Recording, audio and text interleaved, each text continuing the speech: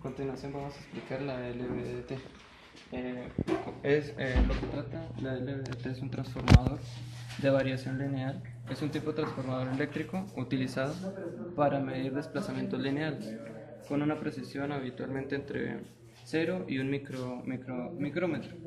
El transformador presenta tres bobinas, las cuales es la primaria y dos secundarias. El efecto de esta y de la inductancia mutua va a generar un campo magnético de líneas de campo, las cuales están conectadas dependiendo del desplazamiento de un núcleo, ya que este presenta un núcleo móvil. La variación del desplazamiento de este va a determinar la cantidad de voltaje que va a enviar la bobina secundaria. A medida que el núcleo se mueve, la inductancia mutua cambia, causando que el voltaje inducido por el secundario cambie. Las bobinas están conectadas en serie, aunque invertidas, ya que es un diferencial, va a calcular la diferencia que hay entre la posición de las dos bobinas. Hola, mi nombre es Laura Camila Plazas Hernández, soy estudiante de la Universidad Pedagógica y Tecnológica de Colombia. Estoy estudiando Ingeniería Electrónica en sexto semestre y hoy les voy a presentar dos aplicaciones tanto del sensor capacitivo como una posible aplicación del sensor de ultrasonido de una aplicación domótica.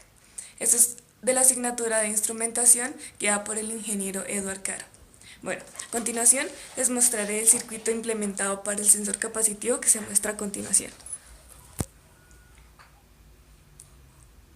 Acá, como se puede observar, tenemos el sensor capacitivo. Su principio de funcionamiento es que la superficie sensada del sensor capacitivo está formado por dos electrodos. Acá, como se puede observar, hay una placa metálica del sensor. Acá. Este sensor esta placa donde detecta es un electrodo. Estos electrodos es de metal de un capacitor. Cuando un objeto se aproxima a la superficie de sensado, genera un campo electrostático entre los electrodos, en donde cambia la capacitancia en un circuito oscilador. Esto hace que el oscilador empiece a oscilar y el circuito lee la amplitud del oscilador. Este circuito integrado, este sensor capacitivo posee un circuito integrado llamado TTP2203 que se encarga de detectar los toques. Este mismo circuito integrado sirve a bajas frecuencias, por tanto se quiso realizar, acá como se puede observar, un divisor resistivo puro. Esto se hizo para que pudiera detectar, que el circuito se detectara a bajas frecuencias. Acá se hizo un arreglo de resistencias, acá hay una rama de baja frecuencia, de baja frecuencia de 1K y una de alta de 10K.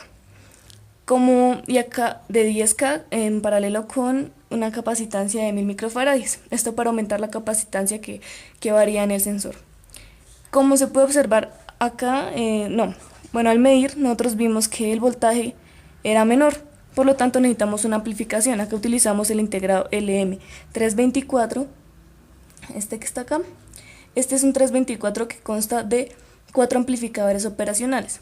Utilizamos solo uno porque hicimos una etapa de amplificación de 80 a 82 veces, puesto que el voltaje que entregaba aquí en este punto era en milivoltios.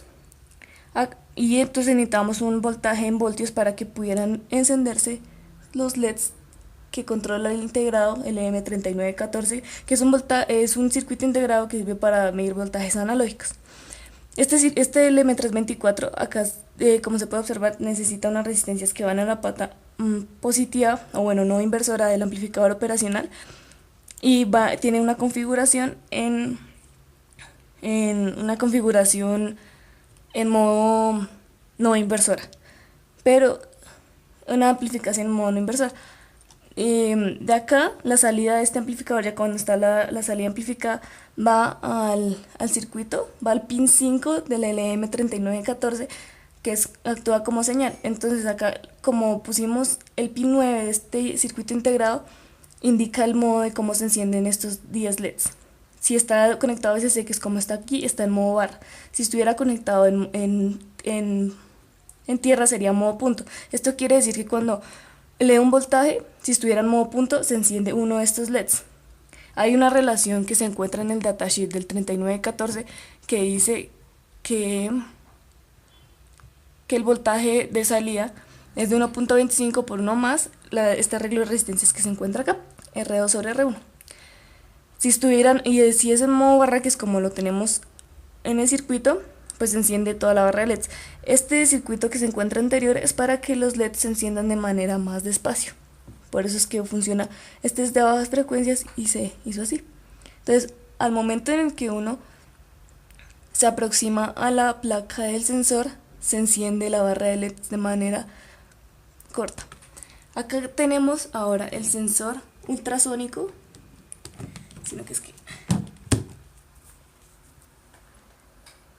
este es el sensor ultrasónico, que tiene 4 patas, una de BCC, GND, que son las alimentaciones, trigger y eco. Trigger es el disparo, eco es la recepción.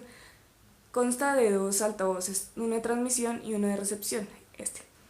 La onda que viaja por el sensor es del orden del ultrasonido, es decir, a frecuencias de mayores a 20 kHz.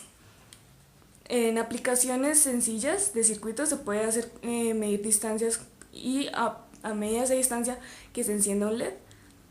Y esto, apenas se coloque un objeto a cierta distancia, envía una onda por el transmisor y viaja por una velocidad de 343 metros por segundo, que es la velocidad de propagación del sonido en el aire, del ultrasonido, y se devuelve y la recibe en el receptor en el altavoz, que es el eco. En este sensor del ultrasonido tiene varias aplicaciones, como puede ser también hay que ver que este sensor trabaja en el orden de los microsegundos. Para el caso de querer hallar distancias o velocidades, tiempo, simplemente se halla que velocidad es distancia sobre tiempo y se hace la conversión, teniendo en cuenta que la velocidad de propagación en el aire es de 343 metros por segundo. En las aplicaciones, como es aplicación domótica, se pensó en una detección de cuando una persona entre a la habitación.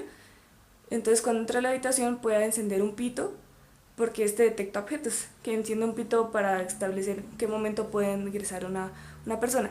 Otra aplicación que no es domótica, pero esa aplicación puede ser cuando vienen unos carros, en los carros cuando se está estacionando un carro. Entonces, como este sensor tiene una medición de distancia desde 200 centímetros a 4 metros, se podría establecer que a cierta distancia este sensor, puesto en la parte trasera del carro, detecte un objeto para que no haya probabilidad de choque. Buenas tardes, compañeros. Mi nombre es Javier David Puentes Velasco, soy estudiante de Ingeniería Electrónica de la UPTC y a continuación le voy a explicar brevemente el funcionamiento de un detector de metales. Para este proyecto he utilizado como base unos CDs para hacer una bobina. Esta bobina tiene cable de cobre para embobinar, que viene recubierta con un material que no es conductor. Más o menos tiene unas 250 vueltas. El circuito también está compuesto con un buzzer o una bocina, que es el que nos da pues el sonido para poder detectar el metal. El circuito en sí se conforma de un integrado 555. En este integrado pues lo utilizamos como oscilador, ya que pues está en corto el pin 6 y el pin 2. También consta de un circuito RC, que es el que hace que genere una onda cuadrada. En la parte de RL, que es el que le utilizamos con esta bobina, sirve como circuito tanque, que al variar el campo o bueno, la reactancia, lo que hace es variar la frecuencia de nuestra señal y eso hace que el buzzer varíe. A continuación vamos a hacer una pequeña demostración. Espera que se nos desconectó. Vale, listo. Vamos a conectar la alimentación. Esto lo estamos alimentando con 5 voltios. Y como se puede escuchar, tiene un pequeño pues pito.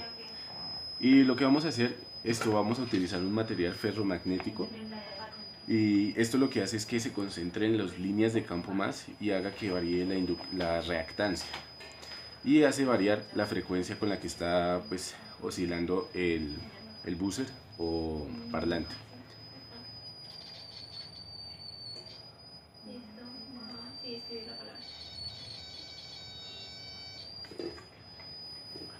Bueno, listo compañeros, esta fue la breve explicación, muchísimas gracias.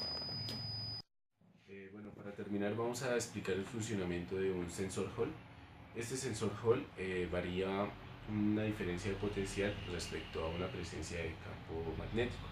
Si este campo magnético incide perpendicularmente al sensor y si está pasando una corriente por el sensor, lo que hace es que haga una variación de voltaje proporcional a la corriente y al campo magnético.